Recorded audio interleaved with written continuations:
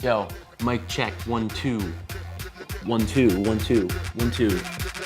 1, 2. 1, 2.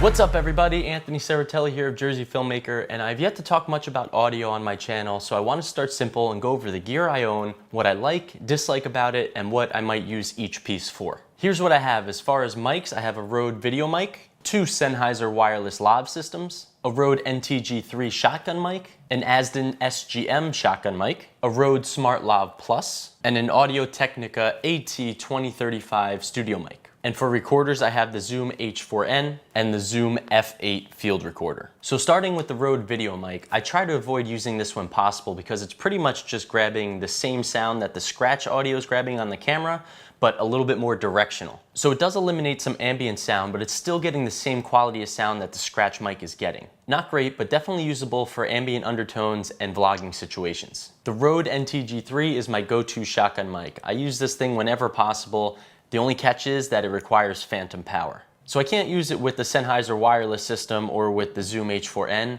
but I can power it through the Zoom F8 or through my Sony FS7 or FS5, which both have pretty solid preamps and I use pretty often. The Audi SGM 2X I keep handy as a backup mic.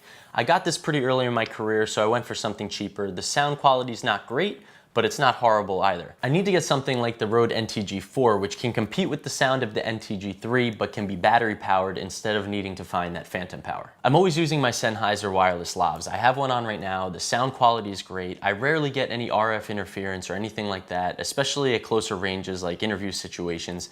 And you can buy it with this handy wireless transmitter that you can put on a shotgun mic or on a boom pole, and you don't have to run any wires. Another lav that has become very situational for me is the Rode Smart Lav Plus. This mic records through an app on your phone. I'll use it on my subjects if they're far from camera or if I need to hide it somewhere on set to pick up some more ambient sound. And for you wedding shooters out there, this mic is very useful for putting on your groom or your minister, dropping the phone in the pocket to capture audio that way. Just be mindful to turn the phone on airplane mode because if the phone rings, the recording stops. I've done that before. Not good. Moving on to recorders, as I mentioned, for the Smart Lav, I'll use my phone, so that sometimes becomes a recorder for me, but my main go-to is the Zoom F8. This thing is a beast. High quality recorder at an incredible price point, has most of the bells and whistles of the higher end field recorders jammed into this little package. There are a million features I could go into, which I'll do on another episode, but for now, just know that this thing is awesome. The H4n I keep in my kit mainly as a backup, but it has proved useful for, again, those ambient sounds and the hard to get a boom situations. Speaking of booms, I wanted to mention this boom pole as well. I love this thing. It's a K-Tech Avalon series. You can plug your XLR into the bottom of the pole. They internally run a wire, which you can then plug into your shotgun mic. No wires on the pole, straight pimpin'. So that's my audio selections that I keep on hand to get me through most of the work that I do. If I need something special like an extra lav or a second boom, I'll just budget those in for the client and rent them out. But everything here comes in at just under $4,000, and that may make you feel uncomfortable because audio is not as snazzy and fun as a camera is, but it's so important and worth the investment to up the quality of your productions. You don't have to go all out and get the F8.